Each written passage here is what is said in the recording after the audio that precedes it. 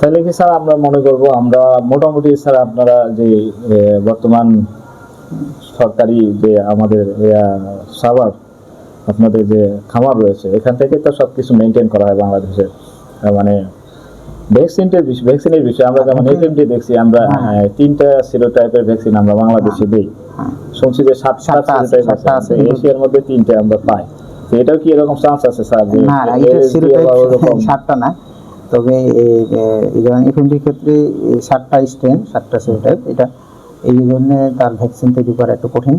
কিন্তু আমাদের দেশে যে স্ট্রেনগুলো পাওয়া যায় তার মধ্যে 3টা বেশি গুরুত্বপূর্ণ, ওই 3টাকে কালচার করে এই ভ্যাকসিন তৈরি করা হয়। আর ইলেজির ক্ষেত্রে যদি ভ্যাকসিন তৈরি করা যায়, ইলেজির যে সিরোটাইপ আছে সেটাকে কালচার করে করতে হবে।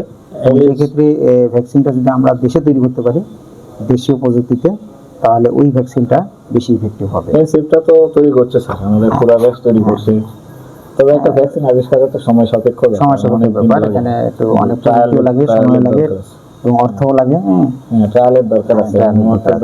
তবে আমি একটা ওয়ার্কশপে ছিলাম, সেখানে আমাদেরকে বলা হলো যে যদি ন্যাচারালি যদি আমরা ওই স্যাম্পল নিয়ে ওটাকে কালচার করে, একজন সায়েন্টিস্ট ছিলেন তো উনি বিশ্ববিদ্যালয়তে প্রফেসর আর কি, উনি মাইক্রোবায়োলজিস্ট, উনি বললেন যে এটা সম্ভব, যদি আমাকে প্রজেক্ট করতে বলে আমি করে দিতে পারবো। তো প্রজেক্ট করে আমি ভ্যাকসিন উৎপাদন করে দিতে পারবো, তবে ডিপার্টমেন্টকে আমাকে অনুমতি দিতে হবে, অর্থ দিতে হবে, প্রজেক্ট এটা চালু করতে হবে, তাহলে সম্ভব। তো এখন পর্যন্ত এটা এখনো ওভাবে হয়নি, তবে অদূর ভবিষ্যতে হয়তো আমরা পেয়ে যাবো আর কি। ভ্যাকসিনটা যদি আমরা বাংলাদেশে তৈরি করতে পারি তাহলে সেক্ষেত্রে আমাদের অনেক টাকা খরচ করে যে ভ্যাকসিন নিয়ে আসছি আমরা, যেমন রোহিত মেডিসিন একটা নিয়ে আসছে ভ্যাকসিন, তারপরে যে একনিয়া একবার নিয়ে আসছে, এসিএ কোম্পানি একবার নিয়ে আসছে, তো এটা অনেক খরচ। তাহলে একটা ভ্যাকসিনের 10টা ডোজ থাকে, সেই 10 ডোজে দেখা গেলো যে 2,500 টাকা খরচ হচ্ছে। এই জায়গাটায় একটা ঝামেলা এই যে একটা এই 10 ডোজ দেখা গেলো যে একজন খামারি গরু আছে 3টা বা 2টা বা 1টা, তাহলে কি সেই পুরোটা টাকা দিয়ে কিনতে হবে? এই ঝামেলাটা সবচেয়ে বড় খামারি।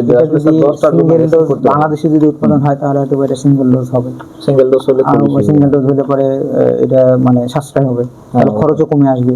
আমাদের দেশে দেখা গেলো যে একটা ভ্যাকসিনের খরচ আসবে এটা সর্বোচ্চ আসলে পরে 200 টাকা, বেশি হবে না আর কি।